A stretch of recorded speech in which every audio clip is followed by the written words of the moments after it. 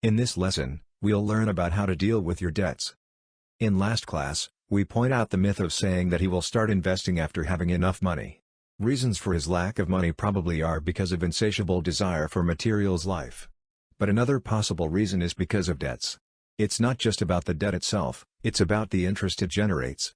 Remember the compound interest we talked before? It can also be applied to debts. If you don't pay all the bills, the left debts will roll out to be much more than one could afford.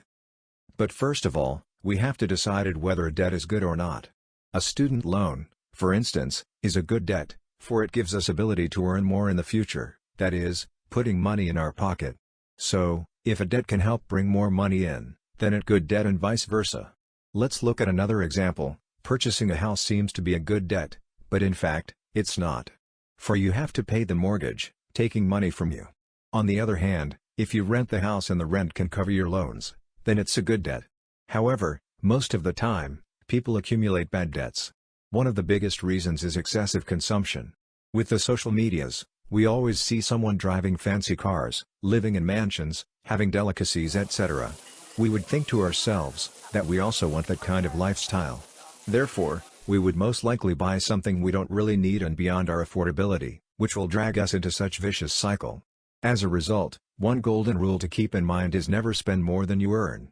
Instead, we definitely ought to save a portion of our income for either emergencies or investment or so. By doing this, we can not only have more security when emergencies happen, like losing your job, for you still have money to support yourself, but by investment, we can also prevent our money from shrinking in its value due to inflation.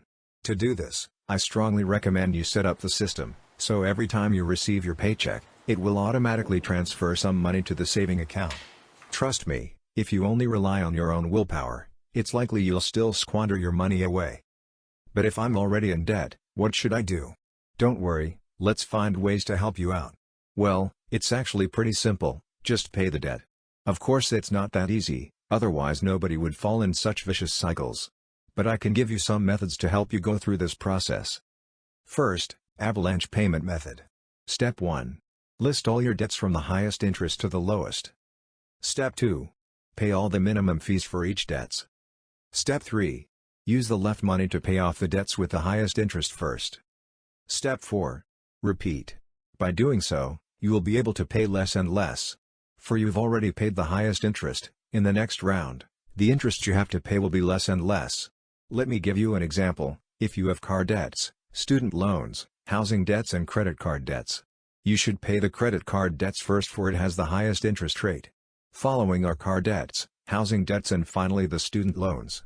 By repeating it over and over again as soon as possible, you'll be able to pay off all the debts. Second, snowball payment. Step 1. List all your debts from the highest interest to the lowest. Step 2. Pay all the minimum fees for each debts. Step 3. Use the left money to pay off the debts with the minimum amount. Step 4. Repeat. Compared with the first method, it's not a sensible one, but it gives you more motivation to get rid of debts. It's like running a marathon. It'd be pretty hard for you to just run for 42 kilometers. But if we just set our goals to be 5 meters, and then 50 meters, and then 500 meters and so on, won't it be less intimidating? And seems more possible to achieve? We all need motivation to achieve our goals, and paying off the debts is of no exception. Third, debt restructuring. The main idea of this method is to combine all the loans to a lowered interest ones. What does this mean? For example, if you have plenty of high-interest debts like credit card debts, personal debts, etc., you can mortgage your house and use the money to pay off all the debts first. Now you only have to focus on paying the relatively lower interest, housing debts to cushion the blow. Wonderful as it sounds, the biggest challenge of this method is that you have to negotiate the plan with the bank. What's worse, with other debts ahead, your credit might not be high, making it more difficult to acquire a loan. If you don't want to deal with any of the stuff above, pay attention to the following content. So to solve the problems from its core, how should we avoid falling into the same vicious cycle? One thing you have to keep in mind is avoid gambling. Buying lotteries once in a while won't make any harm, even though its attitude towards wealth is not that correct but is still acceptable, but you should never gamble all you have. But it's always easier said than done. While gambling, people have already lost this rationality. Whether they win or not, they are desperately unwilling to stop.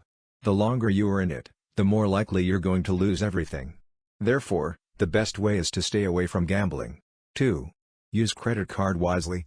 Using credit card to shop online is so convenient and are more likely to get cheaper prices. There's nothing wrong with it. What's wrong is ourselves. Because we can't control our desires. One of the biggest problem of people having credit card debts is because they don't have habits of recording their expenditure. So most of the time, they're surprised to find out they've already spent beyond their budgets, and thus fall into vicious cycles. Consequently, the best solution to this is to take up the habit of checking your account on a daily or at least a weekly basis to be clearly aware of your financial conditions. Finally, let's review what we learned today.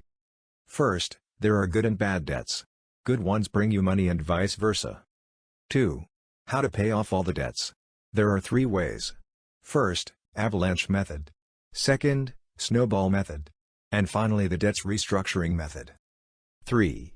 How to prevent from falling into the same vicious cycle. Avoid gambling and keep close track with your credit card account.